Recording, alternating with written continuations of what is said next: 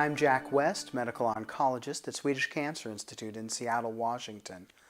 One of the more common questions that I get asked in my clinic by patients with mesothelioma or many other types of cancer is, what kind of vitamins and supplements can or should I take to do better against my cancer?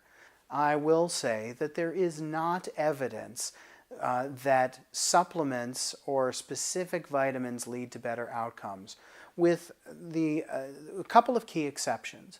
One is that one of the main chemotherapies used for mesothelioma is called Alimta or pemetrexed, and it has been shown that patients receiving this medication do better when they receive B12 and folate starting a week or two before the actual chemo is administered and continue on it regularly the whole time that they are receiving Alimta, typically with another drug called cisplatin or sometimes with carboplatin instead. The B12 is given by an injection in the arm, in the deltoid muscle, every 2 months or 9 weeks.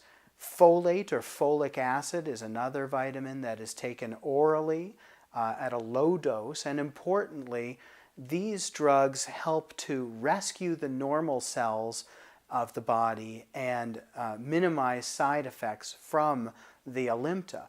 But if they're taken in too high dose, they can help rescue the cancer cells. And this is a theme that I'd like to cover, and that is that sometimes more is not better, specifically with vitamins. There are a lot of claims, and it might be intuitive to think that more vitamins must be better than less. But in fact, there is a real risk that if it is not well studied, taking a lot of any supplement or vitamin could backfire and lead to worse outcomes.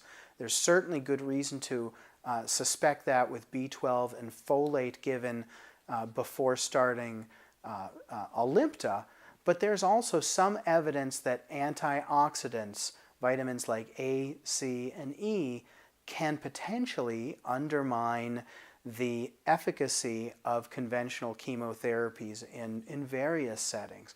I'll say the evidence on this is not that strong, but it's certainly a very real concern, and there are some very responsible naturopathic physicians who do think about and offer many supplements who are extremely cautious and conservative about giving medications, giving vitamins and supplements that can potentially interfere with the better established treatments that we would want to give, namely something like chemotherapy in the setting of mesothelioma or other cancers, particularly in a setting where we don't have a lot to offer.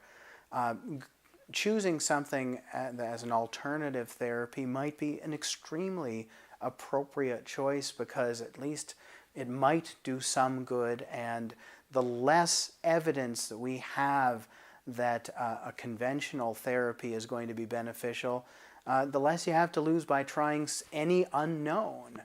But particularly in settings where we have some established treatments, heaping on untested treatments is not a good idea. Take care. I hope that helps.